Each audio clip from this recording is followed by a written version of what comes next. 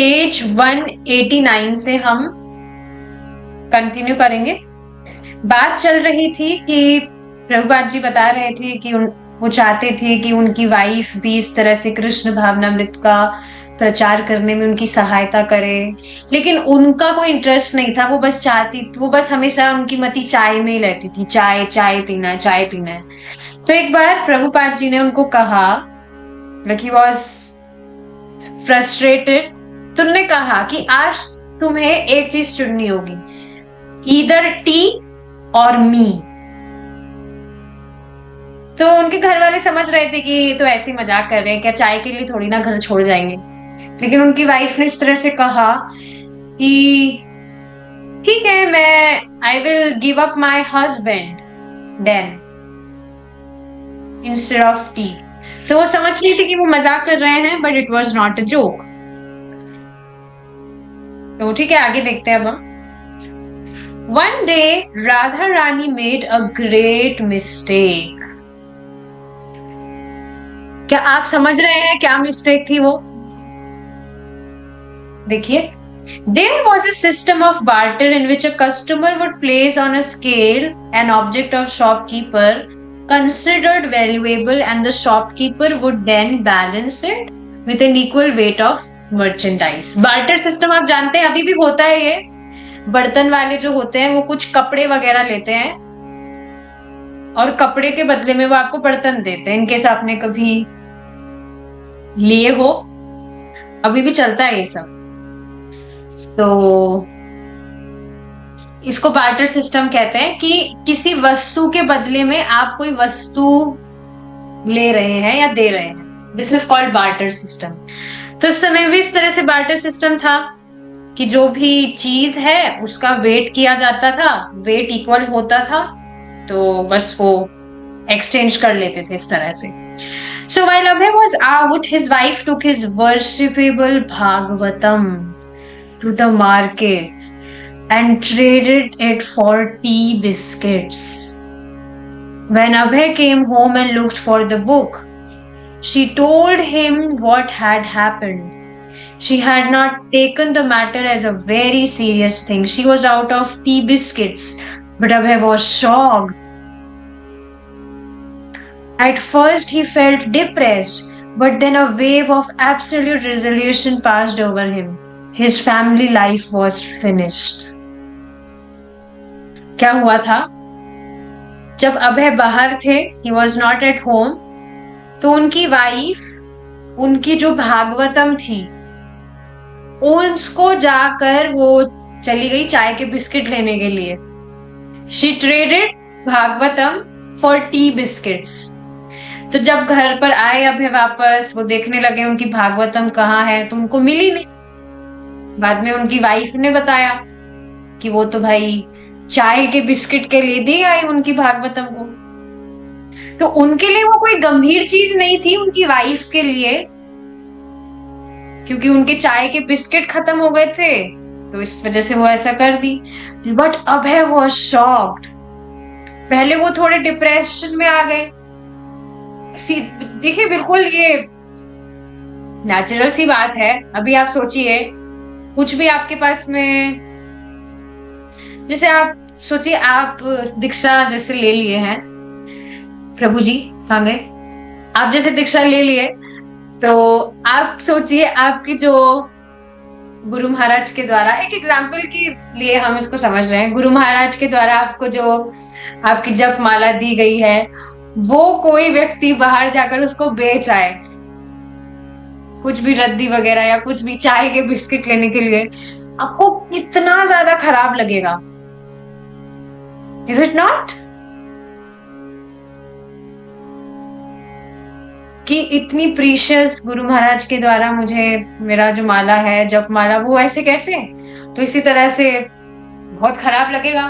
तो अभय was also depressed, but फिर एकदम से एक जो हवा का एक झोंका आता है, हवा का झोंका नहीं, तूफान बोलेंगे, जो एकदम से तूफान आता है और सब कुछ तहस नहस कर देता है, तो उसी तरह से a wave of absolute resolution passed over him.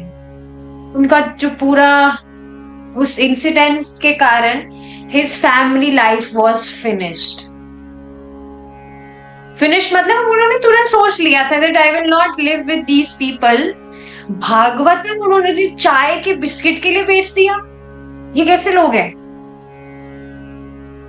So when he told them he was leaving, they didn't understand what he meant. He had been leaving for 30 years. He was always coming and going. When he walked out the door, they thought, there he goes again. He's leaving. There he goes again. He's leaving. It was the usual routine. Everyone could see when the neighbors Mr. Day was going again. He had been at home, now he was going. He would be back again, but Abhay knew he would never come back. तो जब ये सारा incident हुआ तो उन्होंने कहा कि अब मैं जा रहा हूं, आई एम लीविंग। तो उन लोगों को समझ नहीं आया था कि उनके कहने का मतलब क्या है, क्योंकि वो तो 30 साल से जा ही रहे थे। मतलब वो कभी घर से जाते थे, कभी वापस आते थे, जाते थे वापस आते थे। तो अब वो वापस से जब जा रहे थे तो उन्होंने सोचा कि हाँ ये वापस से जा रहे हैं, वापस से आ जाएंगे फिर बाद में। ये तो उनका हमेशा का रूटीन है ही। हर कोई देख रहा था, उनके नेबर्स देख रहे थे, आसपास के सब लोग देख रहे थे कि हाँ मिस्टर डे जा रहे हैं। अभी वो घर पर थे पर अब वो जा रहे हैं और अब वो कुछ टाइम बाद में वापस आ जाएंगे।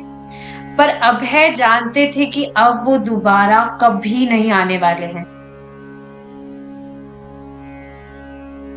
कभी भी नहीं। Srila Prabhupada. Before leaving my family, I wanted to get all my sons and daughters married. But some of them disagreed. But then the time is up. Never mind whether they are married or not. Let me see their own business. Let them see their own business. Suppose I die immediately, who will take care of my daughter? At that time we say, God will take care. Then why not now? God will take care. My Guru Maharaj used to say that renunciation of family life was civil suicide. If you commit suicide, that is criminal. But that renunciation of family is voluntarily committing suicide. Now I am dead, whatever you like you do. Krishna says, Sarva dharman parityajya, give up all religion. So family is graha dharma. Yes, the religion of the family. But Krishna says give that up. But that attachment is there. And if we say that feeling of attachment has to be given up gradually, then that we cannot do because the attachment is there. But if God will take care of them, if I die immediately, then why not now? So now Srila Prabhupada is saying कि घर छोड़ने से पहले मैं चाहता था कि जो भी बच्चे हैं उनकी शादी वगैरह हो जाए, लेकिन वो माने नहीं, उनको अभी शादी वादी करनी नहीं थी। तो अब धीरे धीरे अब क्या था, अब टाइम निकल गया था, तो ठीक है कोई बात नहीं, उनको शादी करनी है या नहीं करनी है मुझे कोई मतलब नहीं है। Srila Prabhupada is saying like that कि उनको अपना खुद का वो देख लेंगे, आई डोंट केयर। मान लीजिए कि मैं मर गया, अगर मैं अभी ही मर जाऊं तो फिर मेरे जो बच्चे हैं उनकी शादी कैसे होगी? तो उस टाइम पर लोग कहेंगे कि हाँ भगवान देखेंगे, Krishna god will take care. Then why not now? फिर अभी क्यों नहीं? जब भगवान ध्यान रख ही रहे हैं, सबका पालन कर ही रहे हैं, तो अभी भी कर लेंगे ना, तो भगवान करेंगे। मतलब ही वाज सेइंग कि अभी मैं सच में अगर मैं मर जाता तब भी तो उनका हो ही जाता ना, क्योंकि भगवान तो वैसे भी कैसे भी करा ही देते हैं, तो फिर अभी ही क्यों नहीं? अब भगवान ध्यान रख लेंगे। तो प्रभुपाद जी बता रहे हैं that my Guru Maharaj used to से कि गृहस्थी से मतलब रिनंसिएशन मतलब परित्याग करना इज अ सिविल सुसाइड। अगर कोई व्यक्ति आत्महत्या करता है तो वह क्राइम है डेफिनेटली। लेकिन अगर कोई व्यक्ति घर का परित्याग करता है, अपनी जो भी गृहस्थी वृहस्थी है, then he is voluntarily committing suicide. इसका अर्थ क्या है कि अब मैं घर वालों के लिए मर चुका हूं, मतलब मैं हूं नहीं। जो पसंद है आप लोगों को आप करिए। भगवान कृष्ण खुद कहते हैं सर्व धर्मान परित्यज्य, कि अपने सारे धर्मों को छोड़ दो और मेरी शरण में आओ।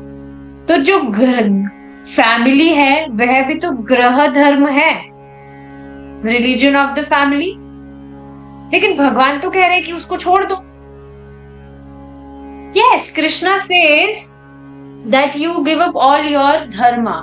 कोई व्यक्ति बोल रहा है कि मैं तो गृहस्थी हूं, तो तुम गृहस्थी को भी छोड़ो। गृहस्थी को छोड़ो मतलब घर मत छोड़ो, मतलब ये भावना छोड़ो कि मैं इन लोगों का हूं, ये मेरे लोग हैं। ये भावना, इस भावना से रहित होकर भगवान की शरण में जाओ। Is it not? क्या इस बात को आप समझ पा रहे हैं? घर छोड़ने की बात नहीं हो रही। भगवान जब कह रहे हैं सर्व धर्मान परित्यज्य, तो इसका अर्थ ये नहीं है कि घर छोड़ दे व्यक्ति। यहाँ पर तो कोई मुझे नहीं दिख रहा है जो अपना घर छोड़ दिए हो। We all are living with our families, पर ये जो मिथ्या अहंकार है, इसको छोड़ने की देर है, इसको छोड़ने की जरूरत है। तभी तो व्यक्ति भजन कर पाएगा। आप सोचिए, आप अभी भक्ति कर पा रहे हैं, तो जरूरी नहीं है कि आपके घर में सभी भक्त हो। तो आप कहीं ना कहीं अपना ये जो ममत्व है उसको त्यागे हुए हैं कि नहीं? मान लीजिए आपके घर वालों को पसंद नहीं है कि आप सुबह उठते हैं, ब्रह्म मुहूर्त में 4-5 बजे उठते हैं, पर क्या आप घर वालों के लिए अब क्या 4-5 बजे सुबह भगवान का जप करने के लिए नहीं उठेंगे? आप उठते हैं। तो वहां पर आपने ये जो अपना गृह धर्म है उसको छोड़ा है कि नहीं? या घर वाले कहते हैं कि हमारी तरह बाहर होटल में भी चलो, खाना खाओ, तो आपको पता है कि भाई भगवान के प्रसाद के अलावा तो कुछ नहीं खाना होता है। तो वहां पर भी आपने ये जो झूठा धर्म, देखिए भगवान कह रहे हैं झूठे हैं ये धर्म। जीव का एकमात्र धर्म है कि वे भगवान की सेवा करें। तो इन झूठे धर्मों को छोड़ने के लिए भगवान कह रहे हैं। Krishna is not saying us to become irresponsible. क्या घर वालों के लिए खाना नहीं बनाते हैं या बाकी सारी जो चीजें होती है? पर जो मिथ्या अहंकार है कि भाई घर वालों को पसंद नहीं है कि हम माला कर रहे हैं या हम होटल में खाना खाए, ये सब छोड़ने के लिए भगवान कह रहे हैं। और अगर व्यक्ति ऐसा नहीं करता तो बेचारा उसका खुद का पतन होता है। So yes, Krishna says give that up. लेकिन फिर भी अटैचमेंट तो रहता है। अगर हम सोचे भी कि हाँ ये जो आसक्ति है ये धीरे धीरे खत्म हो जाएगी, लेकिन तब तक के लिए कम से कम हम अभी तो ऐसा नहीं कर सकते है ना। मतलब इस बात को आप समझ रहे हैं कि कुछ लोगों के लिए पॉसिबल नहीं होता है कि वह अपना ये जो मिथ्या अहंकार है, ये जो भी फालतू के जो भी धर्म व्यक्ति पाला हुआ है, इसको छोड़े। देखे जाते हैं काफी एग्जाम्पल, जैसे प्रभु जी बता रहे थे किन्हीं व्यक्ति को प्रभु जी ने पुस्तक दी थी प्रभुपाद जी की, उनको पढ़ना बहुत अच्छा लगता था, लेकिन उनकी वाइफ को बहुत बड़ी प्रॉब्लम हुई। तो तुरंत अगले दिन सारी की सारी जो पुस्तकें हैं वो प्रभु जी को वो लौटाने के लिए आ गए कि नहीं, मेरी वाइफ को पसंद नहीं है कि मैं इस तरह से बुक्स पढूं। तो बताइए ये बिना मतलब आलतू फालतू का धर्म हुआ कि नहीं? या परम पूज्य राधा गोविंद महाराज बता रहे थे कि कोई व्यक्ति थे तो वो मंदिर आना चालू किए थे, वो बहुत अच्छा लगता था, भगवान की कथा सुनना, नाम जप करने लगे थे, भगवान का प्रसाद वगैरह पाने लगे थे। लेकिन उनकी वाइफ कोई दिक्कत हुई और उनकी वाइफ और वो मतलब मंदिर आना बंद कर दिए थे। तो महाराज उनसे पूछे क्या हुआ, आप तो डेली आते थे, इतना अच्छे से आप मतलब रुचि से आप श्रवण करते थे, क्या हुआ? तो कहने लगे कि नहीं, मेरी पत्नी ने मुझे कसम दिला दी कि मैं मंदिर ना जाऊं। अब बताइए, ये बिना मतलब की फालतू चीजें हैं कि नहीं? तो इन सब चीजों को भगवान छोड़ने को कह रहे हैं। और यही है आसक्तियां, जिनके विषय में प्रभुपाद जी यहाँ बता रहे हैं कि आसक्ति होती है, हाँ, टाइम के साथ साथ वो चली जाती है, पर अभी के लिए तो ये व्यक्ति के लिए घातक है कि नहीं?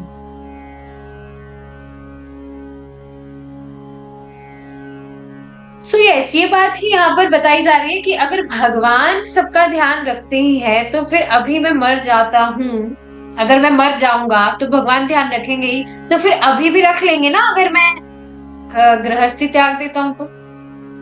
और ऐसा होता भी है, कोई भी व्यक्ति अगर भगवान का भजन कर रहा है और उसको पता है घर पे रहकर भजन तो हो नहीं पा रहा है, so even if he leaves his family, he joins ashram, मंदिर वगैरह ज्वाइन कर लेता है, so Krishna maintains his family also. जैसे घर वाले भजन भी ना कर रहे हो,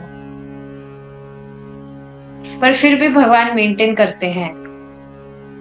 प्रभु जी खुद बता रहे थे, जब प्रभु जी ने आश्रम वगैरह ज्वाइन कर लिया था, तो उनकी माता जी को बहुत टेंशन हो रही थी। She was literally crying and she was saying कि नहीं, आप मतलब प्रभु जी को कह रही थी कि तुम्हारे पिताजी मर जाएंगे और मैं भीख मांगूंगी, बट ऐसा तो कुछ भी नहीं हुआ। बाद में वे भी सब भक्ति करने लगे, और माता जी, प्रभु जी की माता जी स्वयं डोनेशन देती थी। तो इस बात को आप बिल्कुल समझ लीजिए, घर में से कोई एक व्यक्ति भी अगर भक्त हो गया, भक्ति कर रहा है भगवान का, तो आगे जाकर घर वाले भी भक्त बनेंगे ही। तो घर वालों की चिंता नहीं करनी चाहिए। घर वाले अगर आपकी बात सुन भी नहीं रहे हैं, so don't try to convince them. धीरे धीरे जैसे जैसे टाइम बीतेगा, they will become favourable. His spiritual emotions were so turbulent that he was not thinking of going to Jhansi. He wanted to take train to anywhere.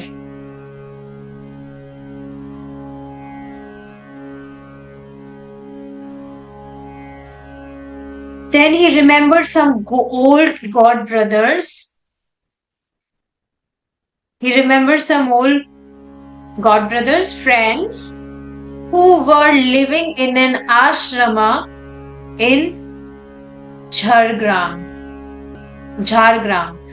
Only a short train ride south of Calcutta. So he borrowed 10 rupees from a friend and bought a ticket to Jhargram. तो अब देखिए यहाँ पर क्या बताया जा रहा है, हम बस ये एक पेज और पढ़ेंगे, देन वी विल स्टॉप।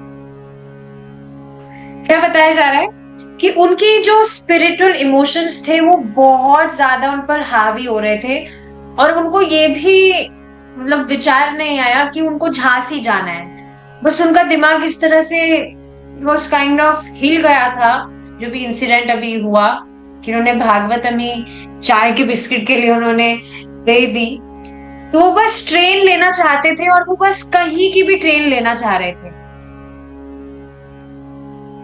फिर बाद में उनको याद आया कि उनके जो पहले के जो गुरु भाई हैं, वो एक आश्रम में रह रहे हैं झारग्राम में, जो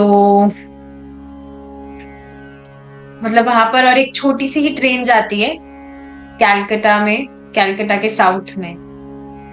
तो उन्होंने अपने किसी दोस्त से 10 रुपए उधार लेकर ही bought a ticket to Jhargram. It was a small mutt. When Abhay arrived, he was welcomed by Paramhansa Maharaj, Damodar Maharaj, and others.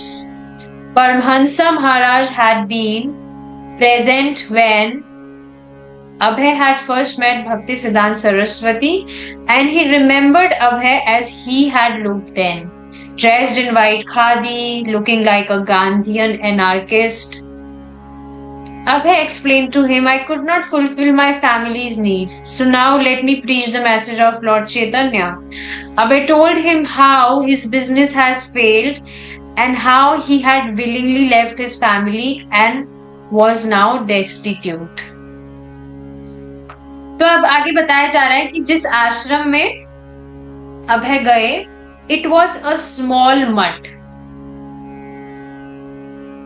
और अब अभय जब वहां उस आश्रम में पहुंचे, so he was welcome by his god brothers, Paramahansa Maharaj और दामोदर महाराज के द्वारा, और बाकी जो गुरु भाई हैं।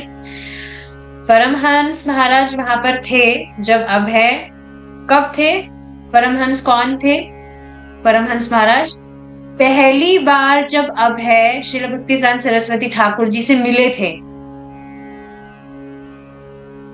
ना, पहली बार उन्होंने जब देखा था श्रील भक्तिसिद्धांत सरस्वती ठाकुर जी को, and Abhay was dressed in white khadi, Gandhi ji को फॉलो कर रहे थे क्योंकि उस समय, तो उस समय परमहंस महाराज भी वहां पर थे।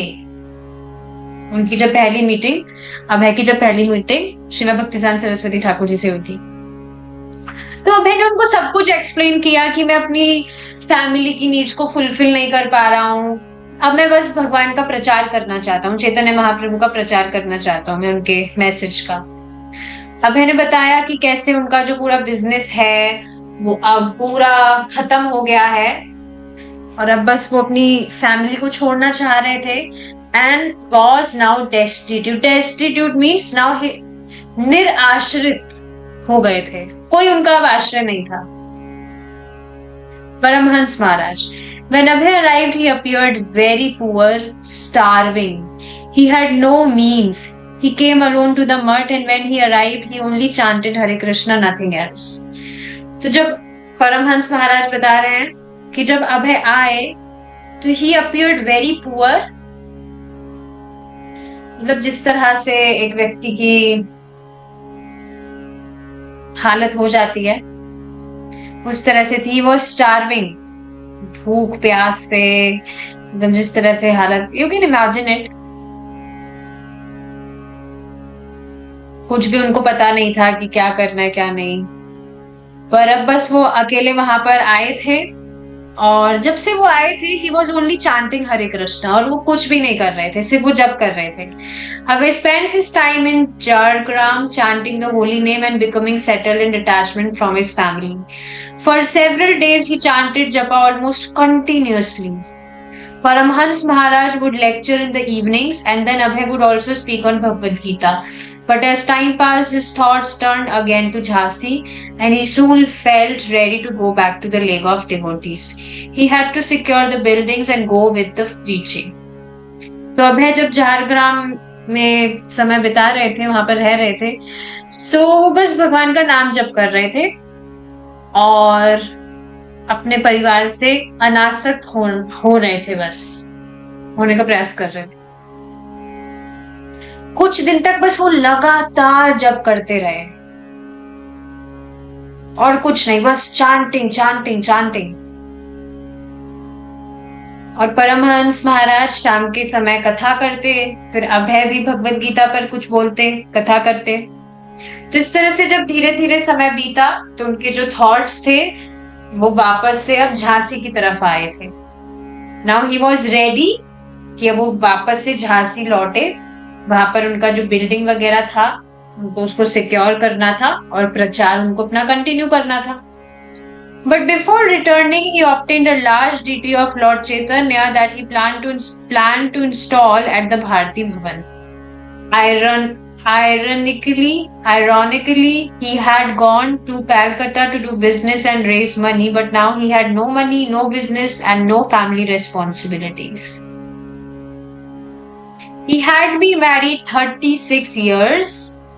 And now, at age 58, he had fully taken to the Vanprastha order. Now he could dedicate his life fully to preaching Krishna consciousness. तो अब वापस जाते वक्त वो एक चैतन्य महाप्रभु का एक बड़ा सा विग्रह अपने साथ में लेकर जा रहे थे। उन्होंने सोचा था कि वो जो बिल्डिंग है वहां पर वो उसको इंस्टॉल करेंगे।